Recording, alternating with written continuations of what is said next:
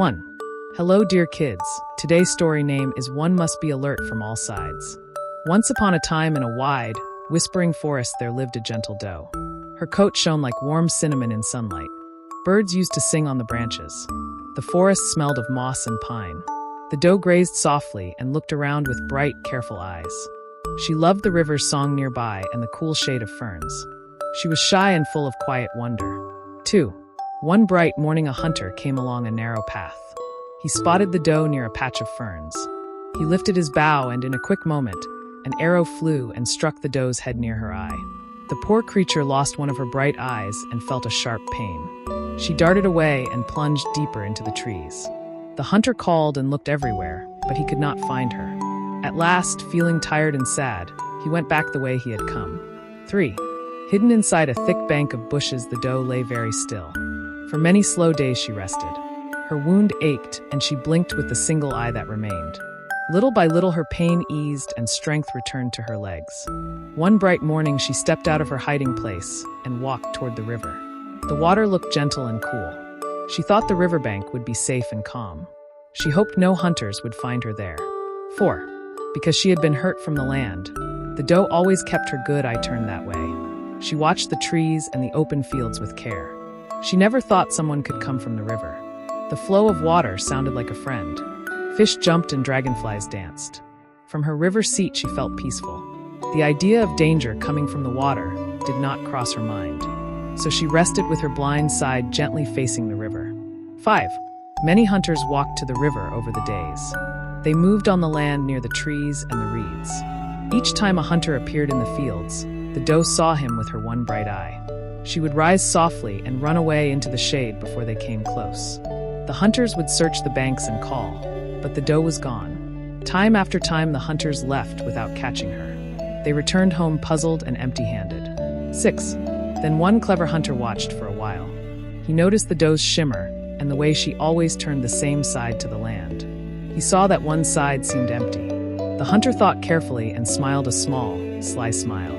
He walked to a little wooden boat hidden by reeds. He stepped in and pushed off with a paddle.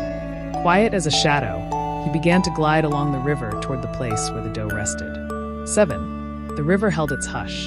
Dragonflies skimmed the water, and the moon of the day shone silver on small waves. The hunter rowed slowly, careful not to make a sound. Reeds whispered and the boat slipped past pebbles. From the river he could see the doe clearly, her blind side turned toward him, and her good eye watching the land. He took a deep breath and waited until he came close enough. The whole scene felt very quiet and still. 8. The doe had never imagined that someone could come from the water. Her guard was turned away. The hunter, steady and close, drew his bow. In a heartbeat he let an arrow fly. The arrow found the doe, and she stumbled and fell on the soft grass. She writhed and shivered with pain, surprised and scared. The river seemed to hold its breath. Nearby birds quieted. Even the wind slowed as she lay still, trying to breathe and to stay awake. 9. With her last soft breath, the poor doe cried aloud, "Alas! The calamity came from the very side from which I was completely careless."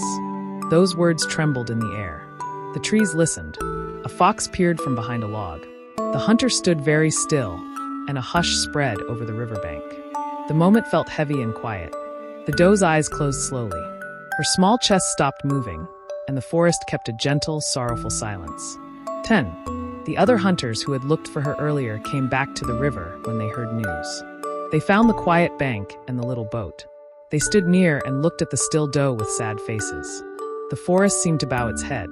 No one spoke for a long time. The hunter who had come by boat felt a heavy quiet in his heart. He walked away slowly. The river moved on, keeping the secret of that still morning. 11. As the sun slid lower, people remembered the doe and her words. This story teaches us the lesson that a person must remain alert from all sides. Often, the very thing we neglect becomes the cause of our suffering. The hunters nodded sadly, and the animals returned to their paths.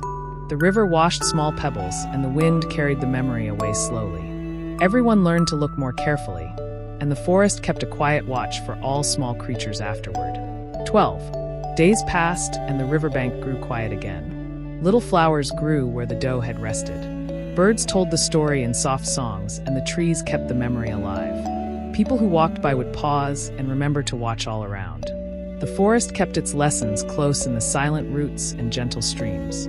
Dear kids, with this today's story comes to an end. Very soon, we will be back with a new and interesting story. Bye-bye.